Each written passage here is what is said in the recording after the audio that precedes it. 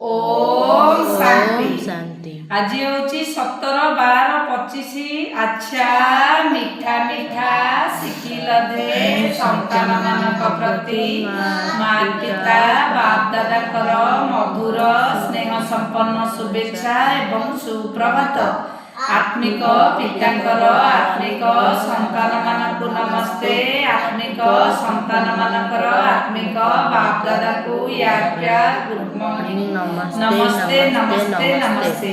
धारणा पाई मुख्य सारांश नंबर 1। एई कर्मेंद्रिय गुड़िक द्वारा कौन भूल न हेउ सेथिपाई मु आत्मा हे स्मृति पक्का करबाकू हेबो। कर्मेंद्रिय कौन सब आखि कान नाक पाटी आखिटा मेन किछि भूल न हेउ कर्मेंद्रिय। नंबर 1 एई कर्मेंद्रिय द्वारा गुड़िक द्वारा कौन भूल न हेउ सेथिपाई मु आत्मा एई स्मृति पक्का करबाकू हेबो। कर्मेंद्रिय कौन खराब कर्म करिवो नाही ताले कौन हबो ना तमे स्मृति रे रहइबो जे मु एक आत्मा ए शरीर नुह शरीर को देखिबार नाही। एकमात्र बाबा को प्रति ध्यान देबाकू हेबो। नंबर 2 एबे आत्मा मानकर बानप्रस्थ अवस्था अटे। एबे आम मानकर बानप्रस्थ अवस्था अटे सेथिपाई बाणी ऊर्ध्व को जीवार पुरुषार्थ करबाकू हेबो।